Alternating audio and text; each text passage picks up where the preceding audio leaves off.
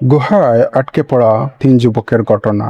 উৎস সহিহ বুখারী হাদিস নম্বর 2215, সহিহ মুসলিম হাদিস নম্বর 2743। অতীতের এক জামানায় 3 ব্যক্তি একসঙ্গে সফরে বের হয়েছিলেন। পথিমধ্যে হঠাৎ ঝড় বৃষ্টি শুরু হলে তারা আশ্রয় নেওয়ার জন্য পাহাড়ের একটি গুহায় ঢোকেন। কিন্তু আচমকা পাহাড়ের উপর থেকে এক বিশাল পাথর খসে পড়ে গুহার মুখটি সম্পূর্ণরূপে বন্ধ হয়ে যায়। তারা ভেতরে আটকা পড়েন। পাথরটি এত ভারী ছিল যে 3 জনে মিলেও তা 1 ইঞ্চি নড়াতে পারছিলেন না। মৃত্যু নিশ্চিত জেনেও তারা নিজেদের মধ্যে আলোচনা করলেন, আজ আমাদের নিজেদের কোনো ভালো আমলের উসিলা দিয়ে আল্লাহর কাছে দোয়া ছাড়া আর কোনোভাবে বাঁচার উপায় নেই। প্রথম ব্যক্তি দোয়া করলেন, হে আল্লাহ, আমার বৃদ্ধ মা বাবা ছিলেন। আমি প্রতিদিন রাতে তাদের দুধ পান করাতাম, তারপর নিজের সন্তানদের দিতাম। একদিন রাতে ফিরতে আমার দেরি হলো এবং এসে দেখি তারা ঘুমিয়ে গেছেন। আমি সন্তানদের কান্নাকাটি শোনা সত্ত্বেও বাবা মার ঘরে ঘুমের ব্যাঘাত ঘটাইনি, বরং বাটি হাতে তাদের মাথার কাছে ভোর পর্যন্ত দাঁড়িয়েছিলাম। হে আল্লাহ, আমি যদি এই কাজটি শুধু তোমার সন্তুষ্টির জন্য করে থাকি, তবে পাথরটি একটু সরিয়ে দাও। ঠিক পাথরটি সামান্য সরল, কিন্তু বের হওয়ার মতো নয়। দ্বিতীয় ব্যক্তি দোয়া করলেন, হে আল্লাহ, আমার এক চাচাতো বোন ছিল যাকে আমি তীব্র ভালোবাসতাম।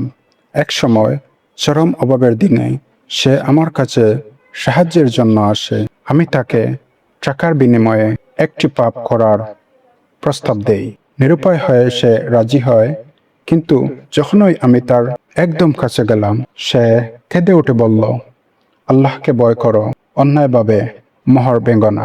আমি তৎক্ষণাৎ আল্লাহকে ভয় করে তাকে ছেড়ে দেই এবং টাকাগুলো তাকে দিয়ে দেই। হে আল্লাহ, এই কাজ যদি আমি তোমার ভয়ে করে থাকি, তবে পাথরটি আরেকটু সরিয়ে দাও। পাথরটি আরো একটু সরল। তৃতীয় ব্যক্তি দোয়া করলেন, হে আল্লাহ, আমি কয়েকজন শ্রমিক দিয়ে কাজ করিয়েছিলাম।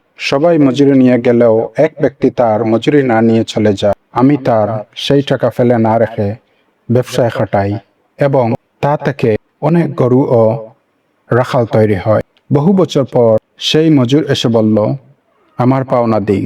আমি তাকে বললাম, এই যে সামনে যত গরু আছে আর রাখাল দেখছ, সব তোমার, নিয়ে নাও।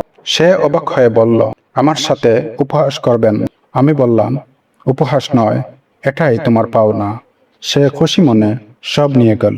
হে আল্লাহ, আমি যদি এই আমানতদারি এবং শুধু তোমার সন্তুষ্টির জন্য করে থাকি, তবে আমাদের রক্ষা করো। 3 নম্বর ব্যক্তির দোয়া শেষ হতেই পাথরটি সম্পূর্ণরূপে সরে গেল এবং তারা 3 জনই সুস্থ শরীরে গুহা থেকে বের হয়ে আসলেন।